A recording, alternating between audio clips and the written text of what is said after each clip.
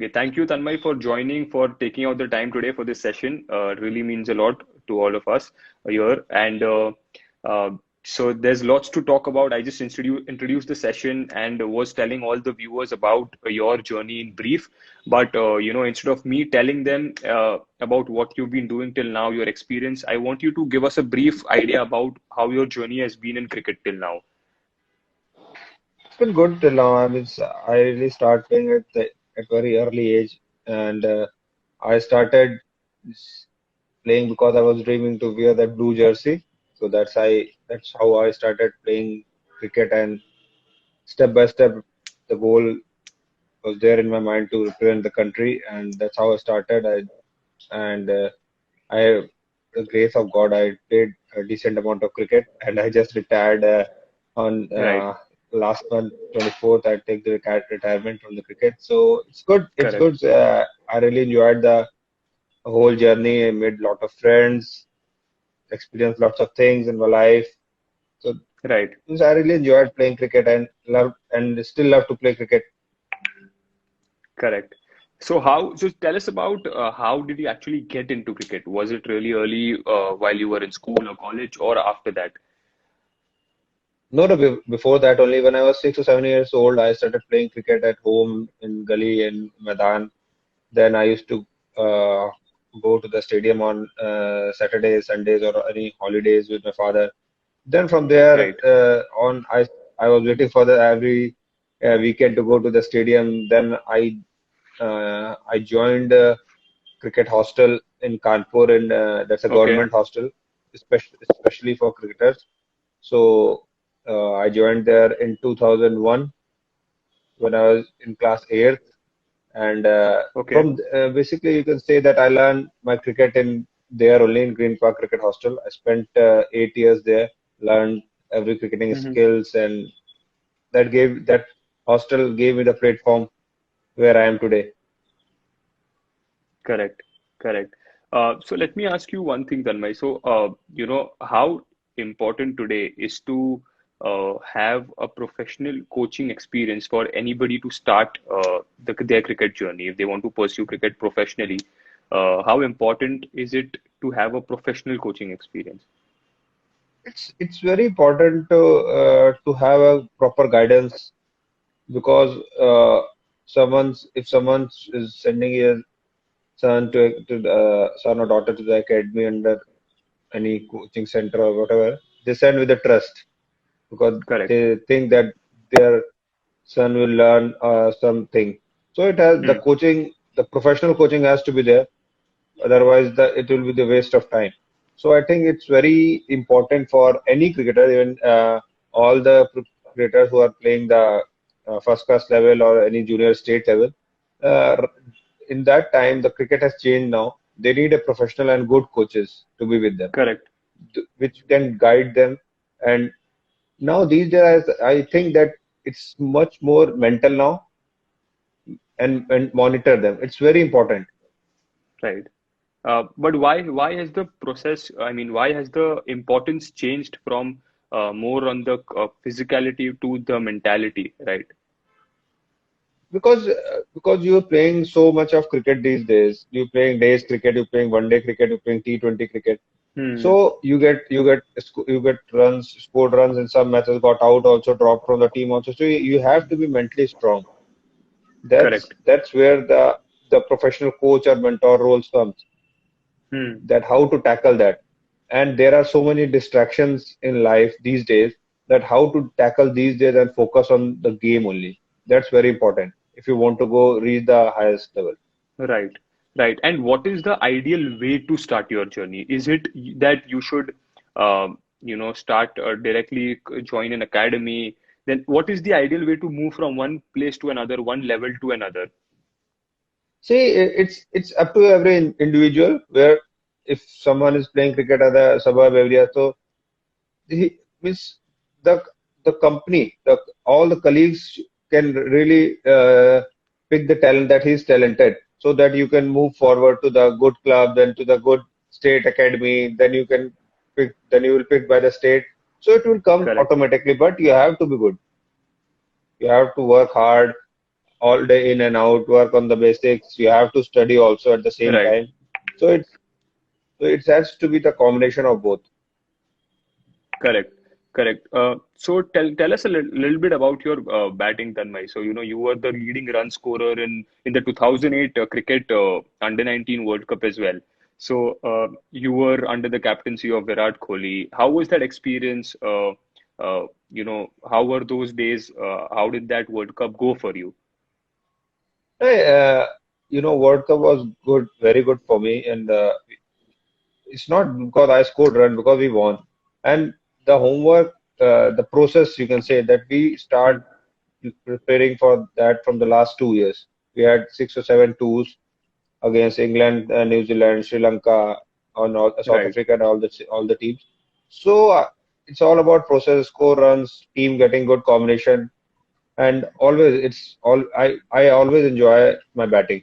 I know my positives, what are the strength of my batting, and I always back them, and Hmm.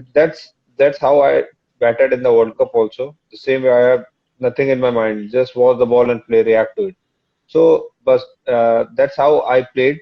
And one thing that was there in my mind when we were going to fielding was that we have to give 100% and we have to win the game for the country. That's it. Nothing was there in my mind. Right. And usually, everybody has their practice schedules, the preparation schedule. So when you were in the 2008 World Cup, under 19 World Cup, how did those practice days look like? How many hours did you put in, and what did your daily routine look like? No, actually, that time our coach was Dave Watford. He was very friendly coach. He straight away when we go into the ground, we do our warm-ups and Hmm. all. He straight away asked everyone, do whatever you want, free. If you want to play a game, you want to bat, you want to bowl, for how long Right. you want to bowl. It's up to every individual what they want to do. So Hmm. that also helps us to be mentally free and enjoy whatever we want to do. We were not forced to do anything. So we enjoy playing games, lot of different type of games, or whoever wants to do, whoever whatever the schedule, the routine of anybody. We just enjoy everybody's company and enjoy our time at the ground. Correct. And what did you focus on then? What did you knew that I mean, what did you know that you these were the things which you were good at? These were the things you have to focus on and practice more for. Uh, when you realize after playing for playing after 4 or 5 years of professional cricket, when you notice down, when you write down on a diary what's your scoring areas, where you getting lots of runs, what balls are making you trouble. So that from there you notice that what's the strength and what's the weakness, and then you can work on that and move on. Correct. And some of the strengths and weaknesses which you realized after so many years of experience, what would they be? See, I'm basically very strong on the offside, and my cut and square cover drive is very good. So that's the strength. I can say that that's the favorite shot. I love Correct. to play again and again. So that come by doing lots of hard work and practice of years. So that's how it comes. Right. So then, may tell us about आपका so I mean, how did you spend your time in the lockdown? आपका daily routine क्या हुआ करता था? आपने nets पे time बिताया या फिर did you spend a lot of time on working out? कैसा होता था? जब कंप्लीट लॉकडाउन था तो मैं घर पे था। मैं हम्म. बुक्स रीड करता था, योगा करता था Okay. और ट्रेनिंग जरूर करता था। डेली मैं वीक में 5 दिन ट्रेनिंग जरूर करता था। जो मेरे पास जितना भी इक्विपमेंट्स घर पे अवेलेबल था, मैं हाई राइज में रहता हूँ तो स्टेयर्स यूज करता था अप एंड डाउन। तो जो भी चीज थी मैं उस पर फोकस करता था। रीडिंग की हैबिट डाली मैंने, बुक्स पढ़ने लगा और योगा किया, तो घर का थोड़ा बहुत काम करने लगा। तो मैंने जो कंप्लीट लॉकडाउन था उसमें ये किया। फिर जैसे जैसे लॉकडाउन खुला मैं रोड रनिंग करना सुबह स्टार्ट किया, धीमे धीमे ग्राउंड्स ओपन होने लगे, तो वैसे मेरी ट्रेनिंग कंटिन्यू थी। ओके, और आपकी ट्रेनिंग क्या होती है अगर आप कुछ बता सकते हैं उसके बारे में? आप ट्रेनिंग में करते आ, क्या हो usually? Is it just body I mean body weight training होता है, वेट ट्रेनिंग होता है, या फिर कोर पे फोकस करते हो आप? नहीं, as such whole body cover करता हूँ। मेरा अपना ट्रेनर है, मैं हफ्ते में 6 दिन ट्रेन करता हूँ, हम्म. और जिसमें कि 2 दिन रनिंग के होते हैं, बाकी दिन स्ट्रेंथ सेशन करता हूँ ग्राउंड पे ही। अगर बॉडी वेट है तो बॉडी वेट, अगर वेट्स अवेलेबल है तो वेट्स, तो ऐसे मैं ट्रेन करता हूँ। मैं बट ये मेक श्योर करता हूँ कि मैं अपनी रिकवरी पे बहुत अच्छा ध्यान दूँ। अब मुझे अच्छा खाना खाना है, रिकवर अच्छा करना है अगले दिन, जिससे मैं ट्रेनिंग के लिए फ्रेश रहूँ, बॉडी फटीग ना फील करे। करेक्ट। तो जब भी आप प्रैक्टिस की बात करते हो, आप नेट्स की बात करते हो, मैंने आपके बारे में थोड़ा पढ़ा और मुझे वो भी पता चला कि you spent a lot of time with fellow IPL cricketers as well, ये थोड़े लास्ट 6-8 महीने में। तो वो हम्म। एक्सपीरियंस क्या होता है? आई मीन आप किस चीजों के बारे में बात करते हैं, क्या शेयर करते हैं, कौन सा नॉलेज के बारे में बात करते हैं व्हेन यू हैव डिफरेंट नहीं, क्रिकेटर्स प्लेइंग? जितने भी फेलो क्रिकेटर्स हैं, मैं जहाँ प्रैक्टिस करता हूँ नोएडा में, most of the players greater Noida Meerut में रहते हैं। तो जिस टाइम आईपीएल के 1 महीने पहले कहीं प्रैक्टिस नहीं हो रही थी बिकॉज ऑफ रेन, तो वो ओके। लोग देखे कि बात किए कि मुझसे कि मैं प्रैक्टिस कर रहा हूँ, तो वो लोग आए प्रैक्टिस करने। भुवनेश्वर हम्म। कुमार था, पीयूष चावला, करण शर्मा, तो ये सब लोग मेरे साथ खेले भी है। मैं यूपी के ही हैं, बहुत साल मैं उनके साथ खेला हूँ। मैं हम लोग एक दूसरे को गेम भी बड़ी अच्छी तरह जानते हैं। बट जब वो लोग इंटरनेशनल क्रिकेट खेल के वापस आते हैं तो कई सारी चीजें जो है मैं डिस्कस उनसे करता हूँ, तो अभी भी सीखने को मिलती है कि कैसे लोग अपने आप को प्रिपेयर करते हैं, क्या क्या अप्रोच होनी चाहिए गेम में, या क्या टेक्निक में चेंज हो रहा है टाइम के साथ, गेम कैसे चेंज हो रहा है, टेक्निक कैसे चेंज हो रही है, बॉलिंग में क्या नई नई चीजें आ रही हैं।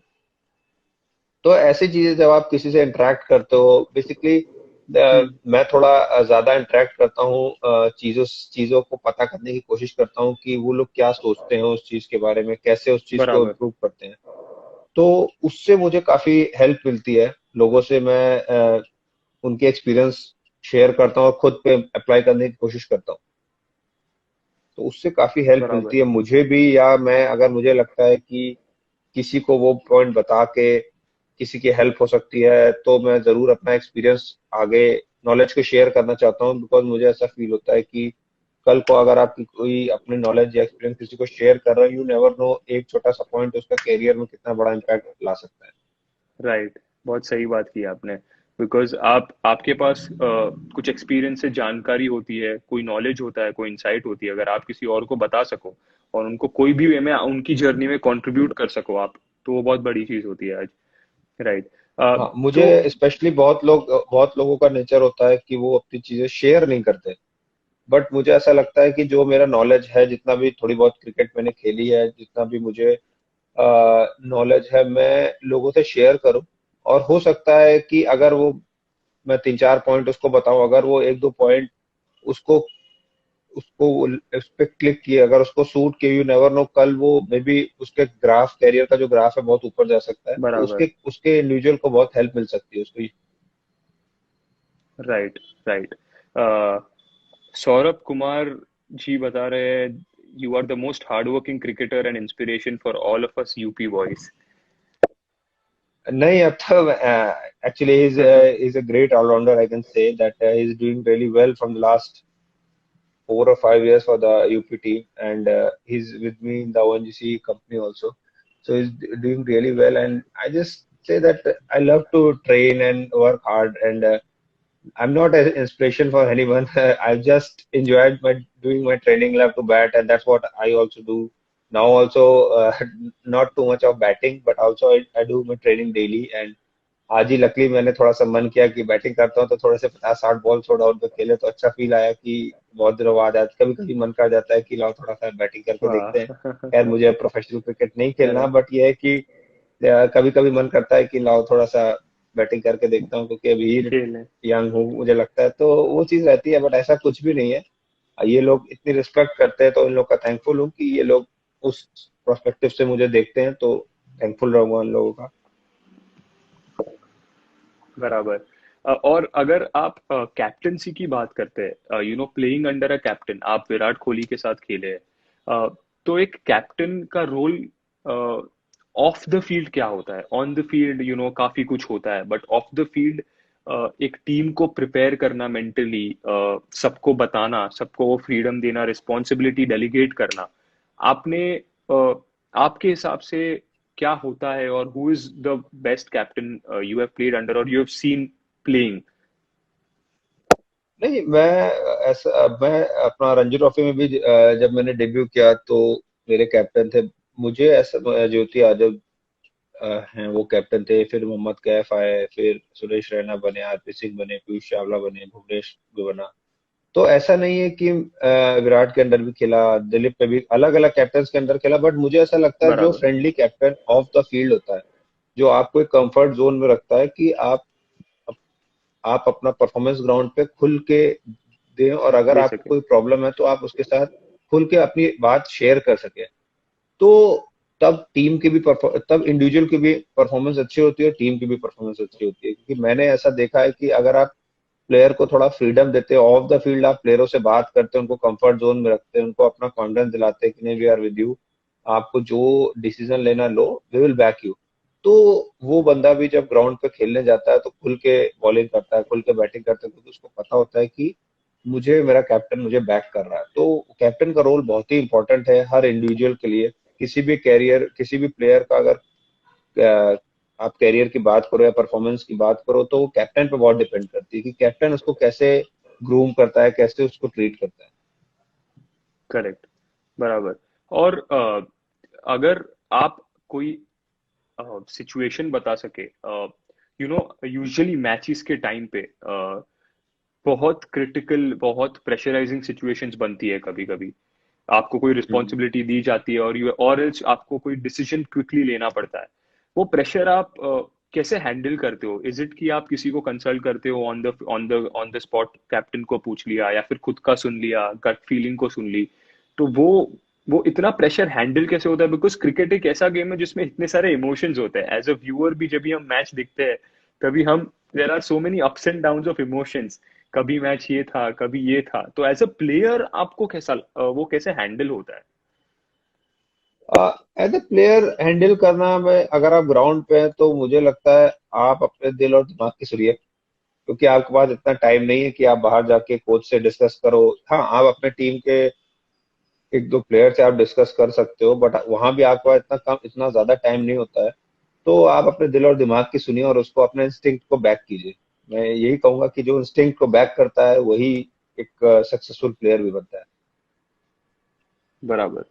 पर प्रेशर जब भी आपने कभी कोई ऐसे सिचुएशंस फेस किए हैं जब you have to face a lot of pressure and you have to handle it calmly? See, pressure तो हर जगह है लाइफ में। आप पढ़ाई कर रहे हो, वहां भी प्रेशर है, आप जॉब कर रहे हो, उसमें भी प्रेशर है।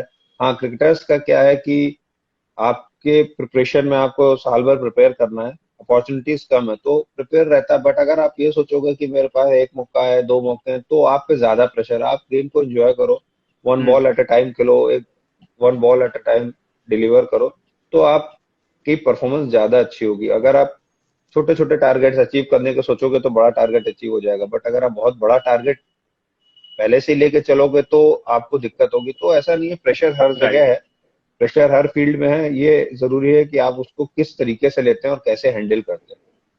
बराबर। बराबर। You have also been a part of the IPL for 2 or 3 years, if I am not wrong. तो आप आईपीएल और अलग लीग्स, अलग लेवल्स को कैसे कंपेयर करते हैं? What do you get in IPL जो बाकी टूर्नामेंट्स या बाकी लीग्स में नहीं मिल पाती? आपका क्या व्यू है नहीं, इस पे? मैंने आईपीएल, जो मेरा व्यू है, मैं बाकी लीग्स तो मैंने खेली भी नहीं है, बट मुझे ऐसा लगता है आईपीएल एक ऐसी लीग है जहाँ वर्ल्ड के सारे बेस्ट प्लेयर्स खेलते हैं। आप उनके साथ ड्रेसिंग रूम शेयर करते हो, आप उनके साथ ग्राउंड पे मैच खेलते हो, आप हम्म। उनके कल्चर सीखते हो, वो आपका कल्चर सीखते हैं। आपको एज ए यंगस्टर, अगर आप में सीखने का वो है, सीखने की भूख है, तो आप इतने बड़े लेजेंड्स के साथ ड्रेसिंग रूम और टीम बस या टीम में रहते हैं कि आपको सीखने को बहुत कुछ है। आपके साथ इतने बड़े बड़े क्रिकेट के लेजेंड्स हैं, तो आप अगर सीखना चाहें तो सीखने को बहुत कुछ है। आपका इंटेंट क्या है वो आपको क्लियर होना चाहिए, क्योंकि आप इतने बड़े बड़े लोगों के साथ वैसे खेलने को बहुत टफ है मिले, बट आज आप उस जगह हो तो अगर आपको इंटेंट है, आपके अंदर भूख है, तो आप बहुत कुछ सीख सीख सकते हो आईपीएल से। Correct. Tanmay, you have also shared the dressing room with a lot of legendary players. आपके भी ऐसे मैचेस और एक्सपीरियंसेस रहे होंगे where you have sharing the dressing room with a lot of players. कुछ उसके बारे में बता सकते हो? सम स्टोरीज, सम एक्सपीरियंसेस जो आपको याद हो? नहीं, जब मैं 2006 की बात है, मैं अंडर 19 पाकिस्तान टूर करके आया था, उसके बाद मेरा चैलेंजर इंडियन टीम पहले बीसीसीआई चैलेंजर ट्रॉफी कराती थी, उसमें सिलेक्शन हुआ था। तो मैं उसमें पिक हुआ था। मुझे ध्यान है मैं टीम ग्रीन में था और टॉस हो चुका था, टीम ग्रीन फील्डिंग कर रही थी, मैं खेल नहीं रहा था। तो मैं बहुत यंग था एक्चुअली, उस लेवल के हिसाब से मैं बहुत ही यंग था।